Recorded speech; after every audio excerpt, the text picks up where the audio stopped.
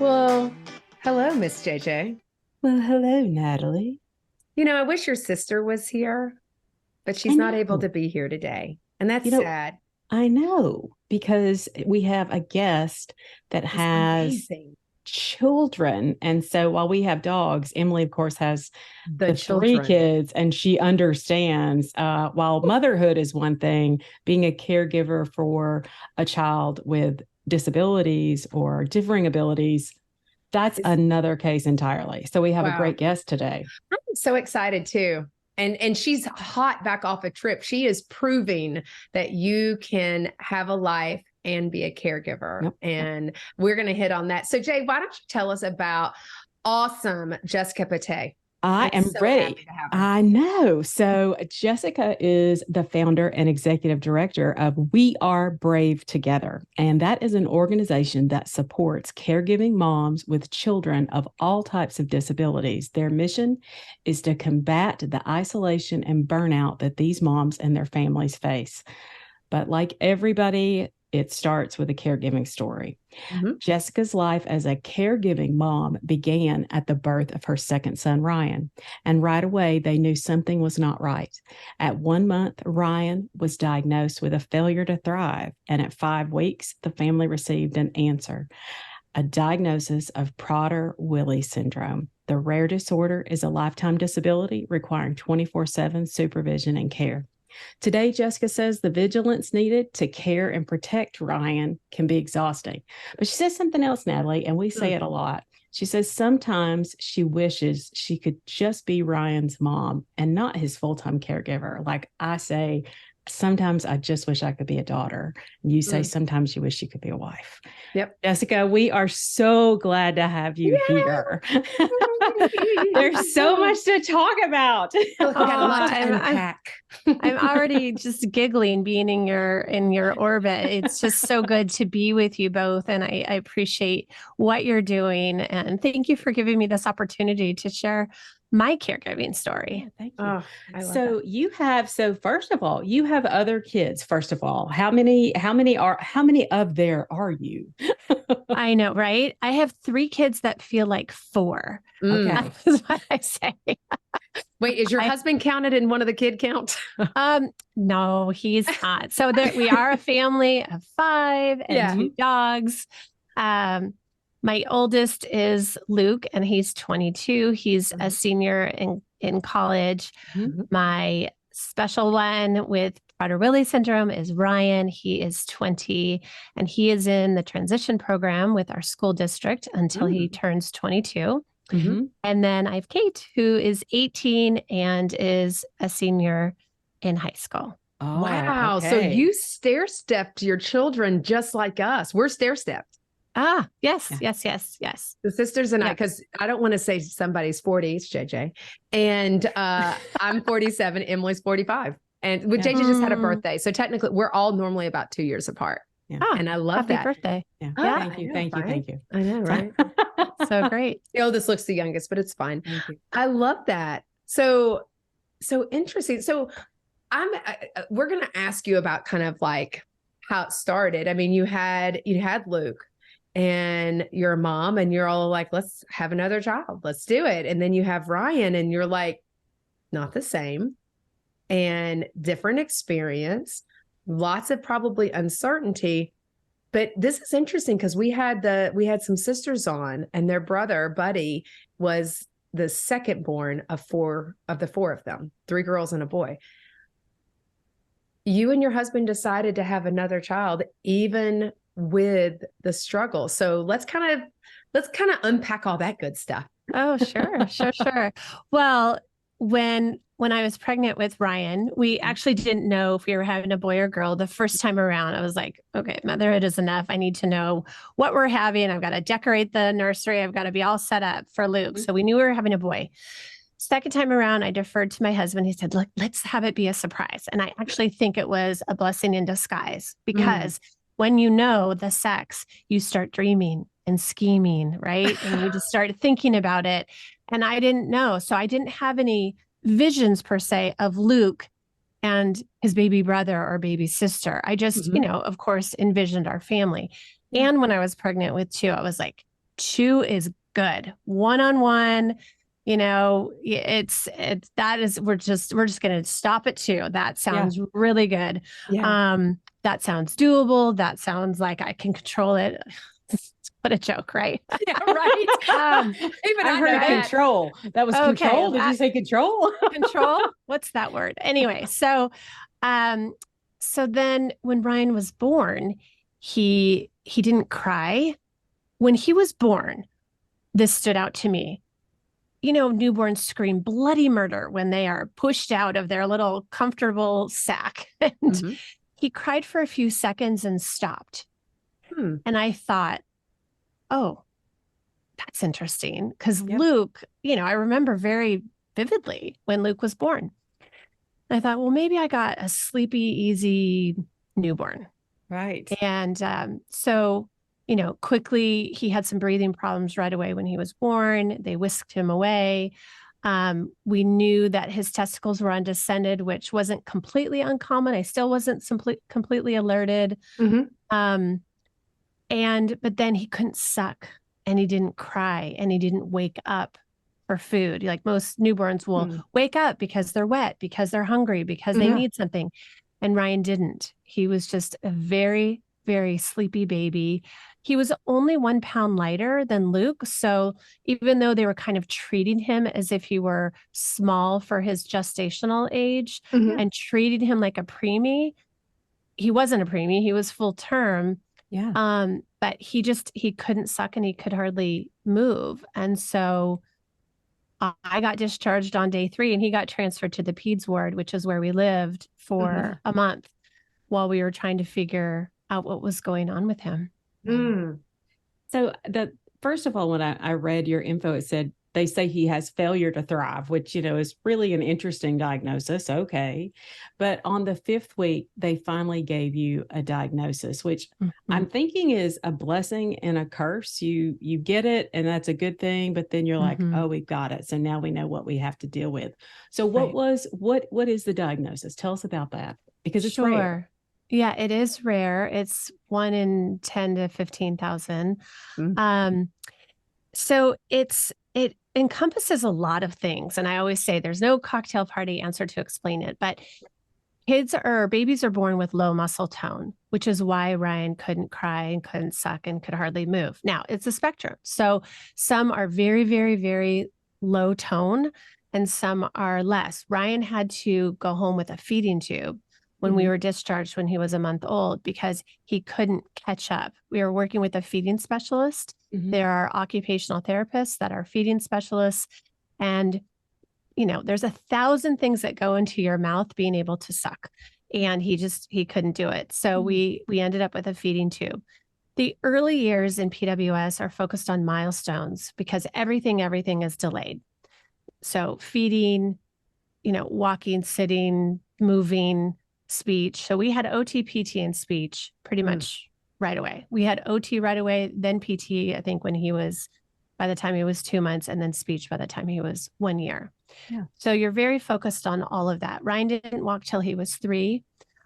He got on growth hormone when he was 2.5 months old, because that is specifically indicated for PWS to help with height and gaining lean muscle. And even with all the interventions, he still didn't walk till 3, which is very late even for PWS. So the early years, it's just about those gross motor and fine motor and speech milestones. Now, what makes the news, what makes it crazy and interesting, is that in childhood, there's an insatiable food drive that kicks in. So the brain and the body do not tell kids and adults with the syndrome that they've had any food. They don't feel full. Now, Ryan doesn't say I'm hungry, but he is definitely food seeking, and he definitely will need reassurance about the food schedule and who is feeding even him. to this day, right? Even to this day. Even to this day. So when we read about that piece, the food drive, it's life-threatening. There are kids and adults that eat themselves into a medical emergency every year, several times a year. That is why 24/7 supervision is essential. Plus, we live with a locked kitchen. When Ryan goes to school, everything there is locked as well. And somebody is always watching him at school. Somebody is always watching him at home. So there's a vigilance that I live with because of I know that we piece. talked about that, which was so interesting when we had our first conversation about the locked refrigerator, because we always talk about family and you've got the 2 other kids, your husband, you, everything being locked. How does that impact the rest of the family? Is everyone just, okay, the fridge is locked, we want to get something to eat? How does a day look like to you guys? Because Ryan has anxiety about not being able to eat. What does a day look like for you when you all are, the whole family, going through that vigilance? Right. It's harder when everyone is here because I'm the most vigilant. Everyone does a fantastic job, but I'm the most vigilant. So having one away at college is kind of nice because he's up late at night. And again, he does a great job, but we can all get distracted. What it looks like is that you're unlocking and locking 10,000 times a day. And when Ryan was 13 was when we had to start locking the kitchen, which is much later than I envisioned when I read all about it when he was diagnosed at 5 weeks of age. Yeah. I thought, oh my gosh, it's good. It's going to hit like when he's 3, 4, 5, 6. And I was always waiting for the shoe to drop. Yeah. It was a very slow burn.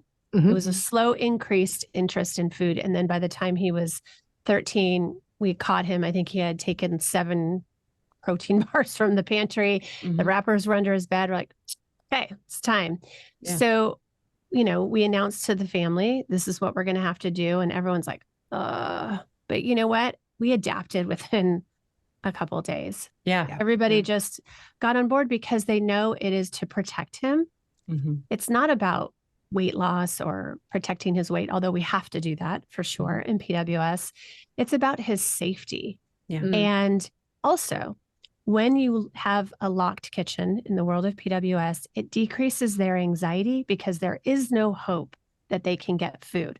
If there's hope for access, it increases their anxiety, increases their behaviors. Ryan says, thank you for locking the kitchen. Oh, wow.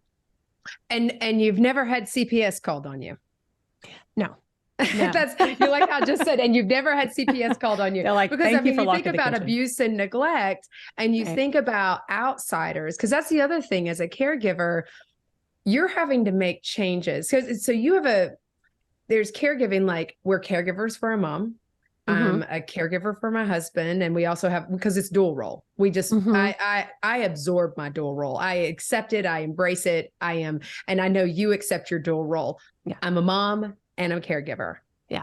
Because this is not what parents would traditionally, I don't want to say normally, because I hate that word normally. What would they traditionally do? You don't have to do these things. And so you're putting on your mom and your caregiver hat at the same time. And I'd say at times, can you even tell the difference at this point? No, it's very hard for me to separate. It's very hard for me to even separate PWS from Ryan. And I remember hearing when he was little, eventually you will see your child without PWS, but it's very hard for me to see Ryan without it because he's affected cognitively, intellectually, emotionally. He's not, he asks some really great questions that are age appropriate and deep and thoughtful and compassionate. But then, sometimes he still has tantrums and he still has meltdowns because of a change or because, someone walked into the family room and wants to use the TV, and he thinks he owns the TV. So, it's hard to separate being his mom and being his caregiver. It's very hard. So tell me about, you've been married for 16 years. How long have you been married? 26 years. I was getting ready to say, I'm like, wait a minute. No, she's got numbers. It's been 16 years since you went on vacation. Sorry, long time. Yes.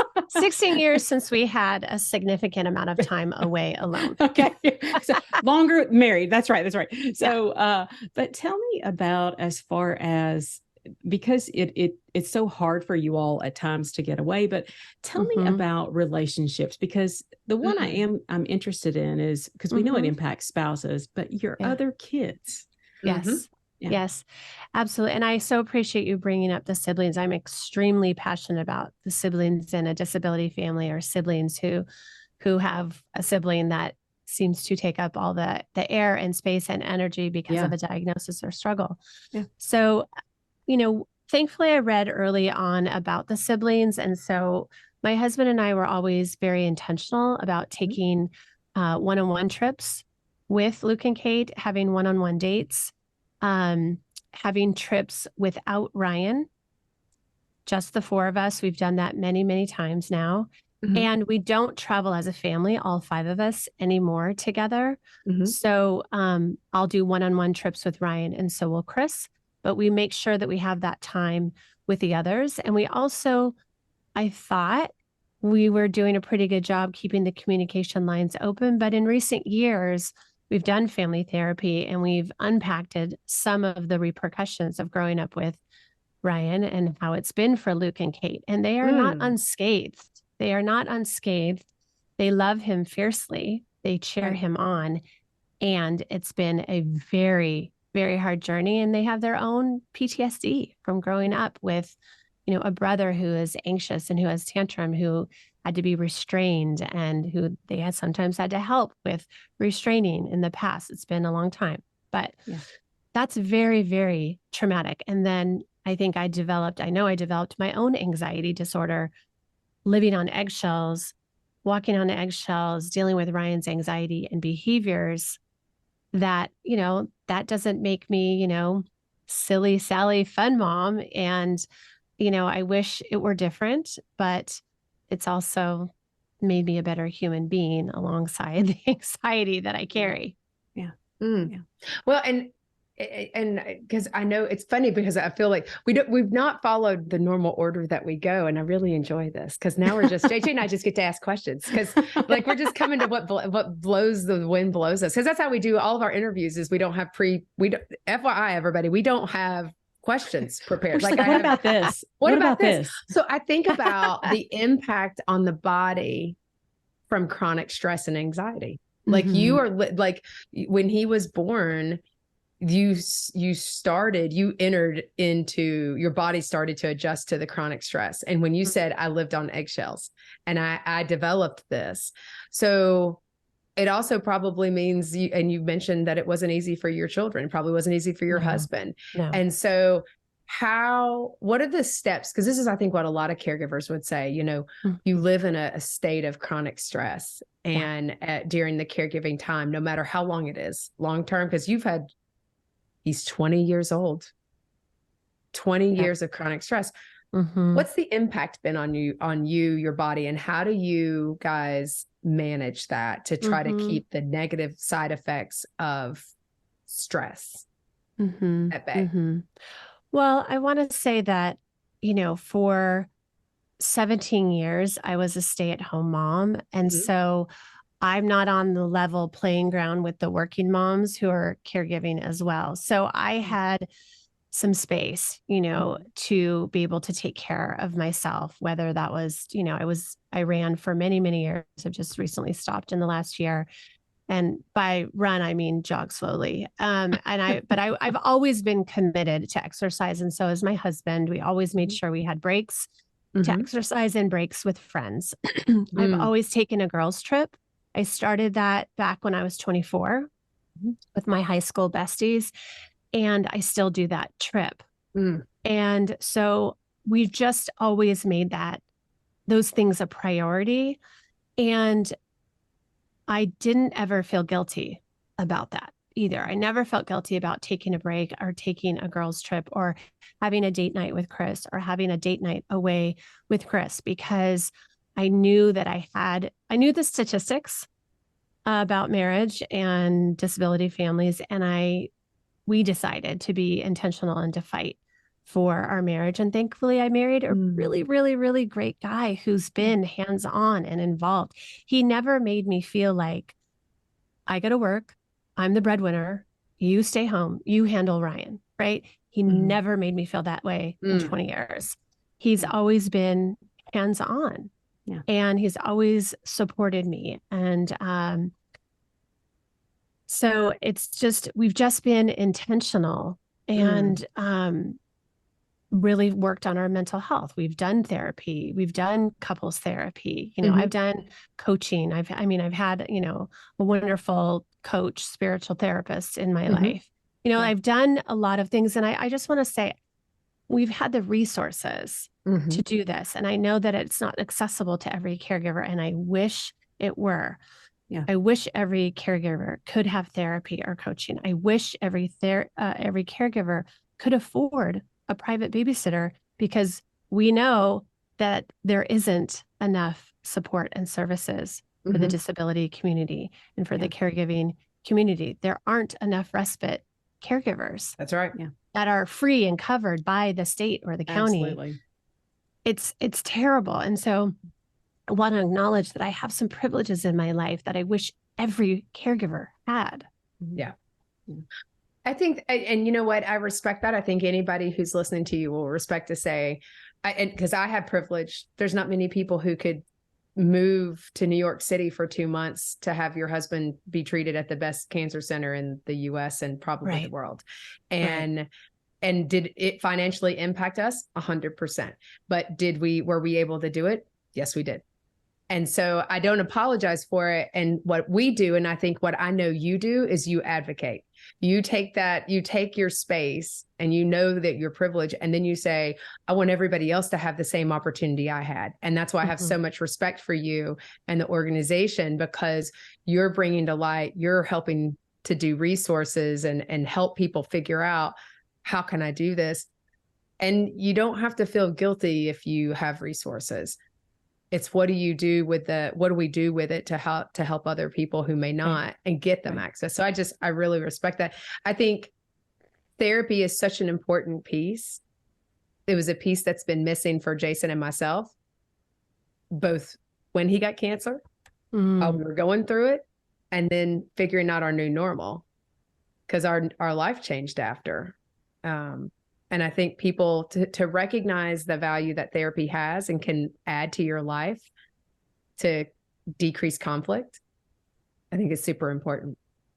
So I want to go back, like Ryan's a year old, and then you find out, like, was it intentional? Was Kate intentional, or was it like, oh crap, Chris? We're like, let's go back again. Like, number one, Jessica, I'm just going to tell you, the fact that you and your husband are so intimate at this point is like, you're nailing it. Cause I'm like, I'm tired. Right. Well, what was interesting that happened is after we had Ryan, and I mean, we were doing 1 million specialist visits that first year. I should have counted how many specialist visits we had. Early interventions, therapists in our house, 2, 3, 4 times a week, whatever, for a few years. But I just had this burning desire for a third. And I just did. And I wasn't done, and Chris wasn't done. And I talked to other moms who had multiple kids and a child with PWS. And they said, you're going to be busy anyways. If you have a desire for a third, yes, it's a lot, but you're going to be busy anyways. And so if that desire doesn't go away, listen to that. So it didn't go away. And I think also, because even though we were in the thick of it, right, with specialists, and, you know, Ryan had some surgeries at age 1, you know, he had the feeding tube his first year. I mean, it was very involved. Ryan didn't cry his whole first year of life. So I didn't have that stress of a crying baby or a baby in pain. Sleep deprivation. So easygoing. He was so, you know, he was just so sweet, you know, which was also heartbreaking at times, because I was like, do you know me? Do you see me? I know you do. I know you're bonded to me, but I'm not getting the reciprocity that you would normally get with a baby, right? Yeah. But that contributed to, like, well, I can do another baby, because it wasn't like a screaming newborn or baby for that, you know, year. I'm trying to think. It was a little over a year, maybe a year and a half. He was a year and a half when I got pregnant with Kate. Also, to add to that story, though, was a year after Ryan was born, my mom was diagnosed with terminal lung cancer. Mm. Gosh. And she moved in with us and we took care of her with the help of my sisters and of course hospice. We lost her 3 months later. And it was also after that that I had that burning desire for a third child. I wanted multiple kids. I wanted Luke to have a sibling. I wanted Ryan to have more siblings to grow up with, to, love him, challenge him, stimulate him, and be there for him. And so I always say the third one sends you over the cliff, but it's worth it. Hey, ladies, I need to interrupt for just a second to share about the Sisterhood membership. It's basically a sale every day. And the best part, it's free. Here's the details. We're partnering with our friends at Benefit Hub and other care partners to save you money. With over 200,000 participating companies across the US and abroad, you'll find discounts at your favorite local stores, huge savings on vacations, amazing deals on home, auto, and supplemental insurances, and everything in between. Go to confessionsofareluctantcaregiver.com to sign up, and then definitely tell your friends about it. They can join too. Trust me, there's a discount for everyone. And don't forget, it's free. Okay, back to confessing. Oh, I love that. Well, I have a question because now you've thrown out something entirely new. Like, so you have the 1-year-old, you have Ryan, and he of course is special needs, definitely. But your mom, are you the closest to your mom location wise? And so that's why she moves in with you all, because you've got a lot going on then. You got a lot in your hands. It doesn't make sense, does it? When I look back, I was the closest geography wise, but it wasn't, it just made sense because we had the space. Okay. And I was home. And I feel like I know a lot of medical things because of working in clinical drug trials and everything that we had been through with Ryan. And we knew it was short term. We knew it wasn't going to be like a 10-year battle, like with, I don't know, Parkinson's, or a 10-year battle with cancer. It was terminal. They said 6 months. In my mind, I thought it was going to be 3 or 4 months, and it was 3 months. So she only lived with us for 2 months. And we had hospice coming 3 times a week. My sister came every weekend. My other sister came also. So I wasn't doing it alone. It was a very intense summer, but I wouldn't change it for the world. Yeah. Okay, Jay, did you notice that she said my sister, and then she said my other sister? So yeah, I need to know about that as well. Like, so how many do you have? 2 other sisters? How many so are you? Many. How many do I have to count? So I grew up in the Brady Bunch on steroids, kind of a family where my parents each had 3 kids, 2 boys and a girl, found each other, had my sister Jennifer and I. Jennifer and I are 11 months apart.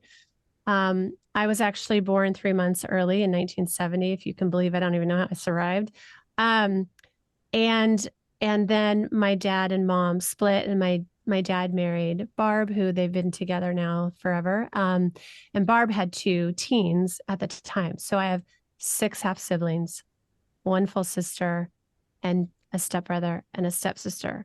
Now, it was always my mom's side or my dad's side of the family. So all 10 of us weren't ever together in one room. Yeah. But yeah, I have a lot of sisters and brothers. Oh, I love that. That is interesting. So there was a lot of, it seems like with your other 2 sisters and your mom, there was support there to help you. There was support. There was. I wasn't doing it on my own.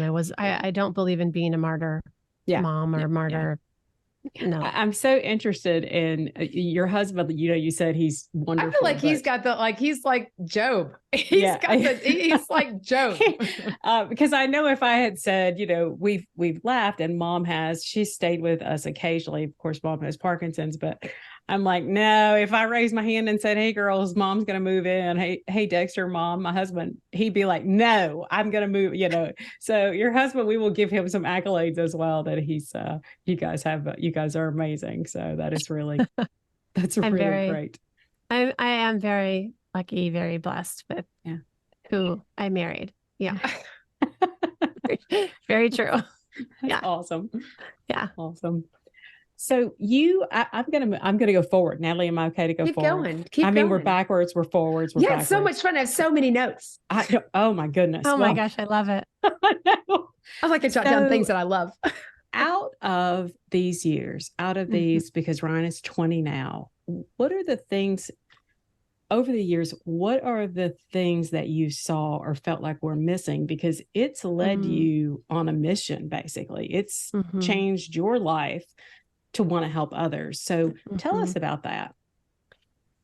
Well, I think, the birth of We Are Brave Together wasn't born out of my own scarcity. It was actually born out of my own abundance, because I had invested in community and creating community, whether that was in the Prader-Willi Syndrome world or within our school district, finding other, disability families to connect with, to navigate, the school district, or navigate the regional center, which is in the state of California, is what our state agencies are called. There's 21 in the state of California. Anyway, navigating the systems, right, that support our kids is quite a mountain to climb. And so you have to have other people in your life to go to, and you have to have other people in your life who get it. Because even though I consider myself a girlfriend's girlfriend, and even though I had great girlfriends coming into this, diagnosis with Ryan, there are some people who don't get it and can't get it and have a disconnect with your pain. There are losses and changes in relationships and friendships, and just what I had experienced and what Chris and I had created for ourselves in terms of community and having other families around us with the same diagnosis, or just, with diagnoses. It was powerful to know that we weren't alone. And I wanted that. I want that for every caregiver, to have community, to have connections with other people who get it, who can ask anything and say anything and not be judged. And if you need to seek resources, if you need to vent about your day, if you feel your child is awful today and tomorrow again, you'll think that they're amazing, fine. We will listen to you. We will support you. We will validate you. And because I had experienced that, and not, I had, of course, experienced invalidation of people who didn't get it. I sought to create something for other moms just to be able to show up to, so that they wouldn't have to recreate community for themselves. Yeah. Wow. So you have groups around the country then, though, correct? And Yes. and are you within the US, or do you go further? We go farther. So our organization represents all 50 states and 24 countries with our membership. We're up to about 2,300 caregiving moms. We have 25 connection circle leaders. Some of those lead for everyone in We Are Brave. We call them the all member virtual connection circles. We have one that's diagnosis specific. That's a virtual one. And we have, most of them are by city or state or country. So we have one in New Zealand and one in Australia. Both are virtual for anyone in those countries.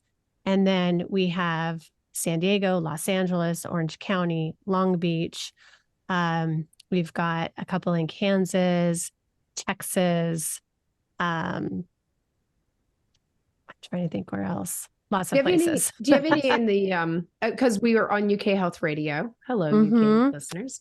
Hello. Do you have any in any groups currently going on, or any connections over there? Because I bet there's all kinds of folks who would love to be connected.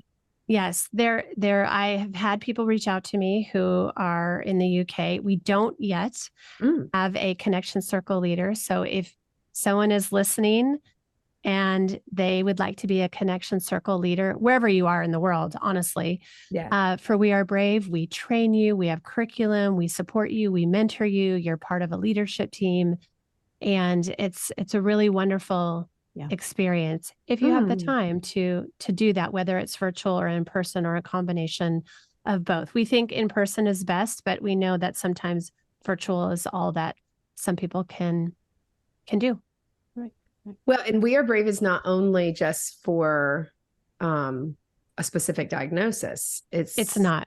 It's for, if you are a mom caring for a child, teenager, or adult, any age with literally any diagnosis, whether it's common or your child is the only one with that diagnosis. And if your child struggles with mental health challenges, even, which we don't usually sort of fall under special needs or disability category. No, we don't. You are welcome to be a part of We Are Brave together. So if you have a child any age with any struggle, we welcome you. We have a chair waiting for you. Wow. That is absolutely all inclusive. Yeah, it is all inclusive. It is. If you're a sister caregiver, a grandmother caregiver, an aunt caregiver, you're welcome to be a part of it. Wow. Is there any guys? There isn't. We do have some resources that we can direct dads to. If they're looking for that. We have tried. We've done some dads nights. We did also a support group for 1 year, but it's hard to get the dads to come. Even though they need support. Yeah. So, and I think a lot of that may be just because of culture. I mean, if you think about it, the moms are, you're the mama bear of your tribe.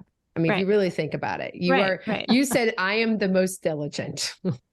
As far as I am the most like keeping the eyes on the, whether it's the refrigerator or whatever, you have been the mama bear. And most of the moms or the women tend to be the lead caregiver. Now, I don't want to exclude any of our guys because there are guys on here who are caregivers. We love you. Like Bill Cohen. We love you. Yeah, all kinds of people. We know you. Thank you. But you're right. It is harder to draw them out. And that's a hard conversation to have because then you've got other stuff, the man stuff. Right. And I think it's important to acknowledge the dads and that the dads do need support and they need to be surrounded by other dads who understand what they carry. And it sounds like to me, and this is something I love about your story, is that everything you've done has been done intentionally. When you talk about your marriage and not wanting to be the statistic and wanting to watch Ryan, wanting to watch the kids as they all grew up, you knew what you wanted the outcome to be, Jessica. So tell me about where you all are today, but also where you see your future, like what, because you're intentional, what's the plan? That's a good question. For my family or for We Are Brave together? Oh no, let's go family. Let's go back caregiving. We're back to family. Okay, let's go back to family. What I envision, well, Chris and I have always talked, my husband Chris and I have always talked that Ryan would live separately at some point. I don't want to be his forever caregiver, neither does Chris. I don't feel bad about that until I stop and think about the moment when I would drop him off and then I could just bawl. But I just think it's age appropriate for Ryan to live separately at some point in his 20s. Yeah. I think it's better for him to be set up before Chris and I go or anything happens to us. We don't expect Luke and Kate to be his caregiver. They will have to be co-conservators and they will have to be decision makers, but we will not expect them to be his daily caregiver unless they choose it. And we will have things, set up so that he can be taken care of. We have a special needs trust, currently working on updating that. And, we want Luke and Kate to be able to live their life. And my daughter, both are so sweet. They're amazing kids. Kate has offered to live with Ryan. And I said, well, not before you're 30. Definitely not before you're 30. You need to go to college. You need to travel. You need to experience life. We're not going to just let you step right into that after high school or after college. Yeah. You need to go and live your life. And we will not let you take on that role before you're 30. And maybe by then her mind will change, or maybe it won't. And it will be a beautiful thing. But it's not, caregiving for Ryan is not easy psychologically. And they get to choose. That's what we've said. I know every family is different, but that's what we've said from the beginning. And I look forward to the day when I have freedom and we are empty nesters-ish, where we have more freedom to come and go and less responsibilities on a daily basis.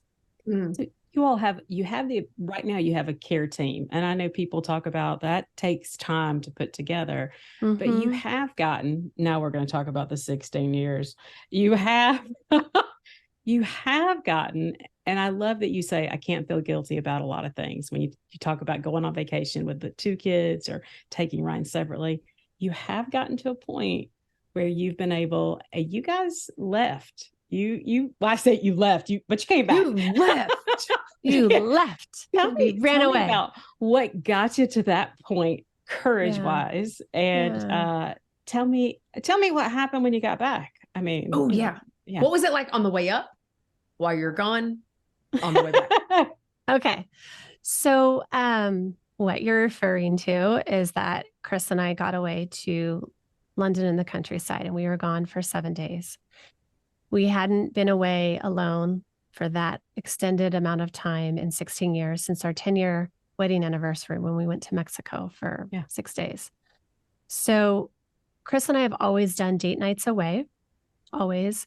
We've done 2 nights away. I don't know if we've ever done 3 nights away together, but we've done 3 nights, 4 nights, 5 nights with Luke and Kate away from Ryan. Even though I come from a large family, even though Chris has family and my in-laws were very, very helpful when the kids were little. We lost my mother-in-law when Kate was 3. So we've been through a lot. Anyways, I won't go down that path, but we don't have family that comes and takes over. And so from an early stage of our marriage and family life, we started hiring people. And then we started using the respite hours that were given to us. Right. And we just always have. And we've hired, aides in the school district that wanted extra hours. We've just always networked and tried, trusted, and trained new people to work with Ryan. Have there been flops? Of course. Have there been people that have come into our home that were not the right fit? Yes, of course. Yeah. But we were always willing to trust and to try and to train new people because we wanted those breaks. We wanted those times with our other kids. We wanted those times together, and we weren't going to wait until family offered. Yeah. And I think too, I don't want to throw a family under the bus. Once Ryan started engaging in difficult behaviors, we were afraid to ask family. That's fair. And nobody was necessarily offering. Maybe I was too vocal and too open and blogging about our journey. But anyways, we just over time always built or added on or exchanged, our care team. So, when people leave, it's very hard that you love and trust, but they move on to other things or full-time teaching jobs or marriage and kids or what have you. But we have a couple caregivers that have been in our life, one for 10, one for 6, and one for 4. And we hold on to them and treat them like family. Right. And I'm just so grateful that they love Ryan and they love our family and that, they're willing to do this. So we start with, okay, 1 night away, how did it go with that caregiver? Then you try it out with another caregiver. And then you get enough people on your team that you can split it up and you can be gone for 4, 5, 6, 7 days. So it was a process. It took guts for me to ask for that much extended help. That took a while, even though we've had these people in our life for so long. I had to gradually build up to us being gone for 7 days. And when I told, Ryan doesn't mind when we're gone. He separates easily as long as he knows the schedule of who's coming and that there's a variety of people. If there was one person for 7 days, he would not be happy. So Wow. Okay. we break it up, and then if we can get like grandpa to come and take him out to dinner one night, to help break it up as well, like that kind of thing, it really helps. What was hard this summer, we did 2 big trips this year. It was really, really, really big and really extra for our family, but we took Luke and Kate to Maui. This was before the fires. And when I sat down to tell Ryan 2 days before we left, because you can't tell Ryan anything like that way in advance, he cried. Oh. And he said, "Why aren't you taking me? Why don't I get to go?" I could have lost it, but I stayed composed and I said, "Ryan, I think you prefer one-on-one trips with me or with dad. And it's hard to lock a kitchen on a family vacation. And I don't know that we can lock this kitchen and keep you safe. So we're not bringing you because it's not safe." And he said, "Do you need a break from me?" And I said, "Well, Ryan, when we take a vacation without you, I get to sleep in. And I don't get to sleep in if I'm taking care of you." So I tried to word it as kindly as possible and be honest. But that was a hard conversation. And he cried for about 10 minutes and then he adjusted and then he was fine after that. Yeah. And I did take him on a one-on-one trip, and Chris did take him on a one-on-one trip to make it up to him, and he loved it. Yeah. So when you guys got back from your 7 days, everybody did the house catch on fire? Anything you planned down for this 16 years was because people have guilt and they have regret and they worry, did I make the right decision? What was the end result? The end result was beautiful. I came home to candles lit, a clean house, the diffuser going, and kids happy to see us. Everything went well. There was no emergency. Everything went beautifully. I love that. Well, and what it did was it just reinforced that you guys will be able to leave again, and it won't take 16 years to take another 7 to 10. And maybe you'll go 10 days. Yes, please. Yeah. Maybe you'll go, please. Oh my gosh, what if you went for like 2 weeks? Oh my gosh. Right. Well, and the other piece to this that I want to, hopefully encourage or inspire caregivers it depends on your child, right? But I think it's good for your child to see that they can survive without you for a couple of days. Yeah. Or 5 or 7. So whether you take a day off or 2 days off or a week, if you have that luxury like we did, it's empowering for your kid that they can survive, whether it's the other parent that takes over for the day or 2 days, or grandma or a friend or a babysitter.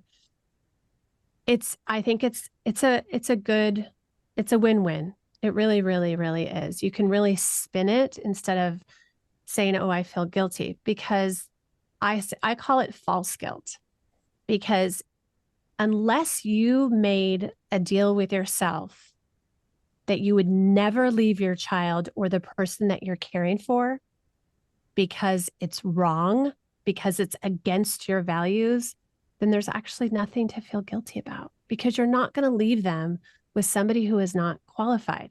Does it mean that everything goes perfectly? No. And we've had things not go right, and things have gone really wrong when Chris and I have been away for a date night. But that doesn't make me feel like I can never leave again because mistakes happened.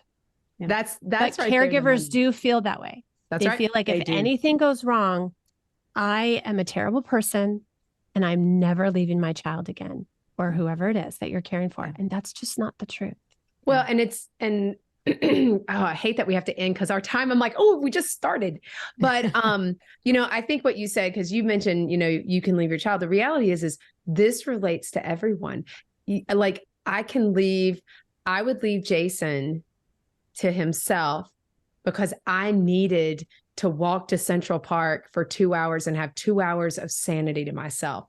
Or Emily was allowed to she would take a 2-hour bath. I don't know how their water bill was through the roof, but she would take a 2-hour bath, and she just needed that. You can't feel guilty. And here's the thing, no one is ever going to do it like you do it. So let that go. Just let it Right. go. And if it Right. goes Yeah. wrong, as long as nobody gets hurt, really, I'm talking about really hurt. Yes, But the yes, house yes. doesn't burn down. Right. Everything can be We resolved. can recover. We can recover. Yeah. You know, okay. So Jay, it is time. Okay. It is time for sister questions. So, so I love to laugh in our most difficult situations. And sometimes I have difficult situations with mom when we get out in public. So it Yeah, sounds Jess. like you've said, you know, Ryan has a lot of anxiety. We can have some behavioral issues. How do you get through those? Like, is there one that kind of pops up in your mind? Because parents, you know, we have those issues, one that pops into mind. And how do you handle that? Well, sometimes I handle it well and sometimes I don't. And I think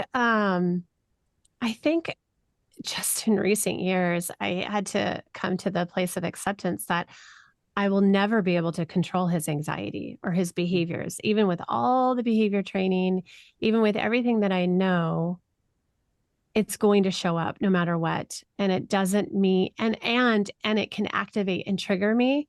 And that doesn't mean I haven't done my own growth work. Mhm. It just means I'm human and I'm his mom.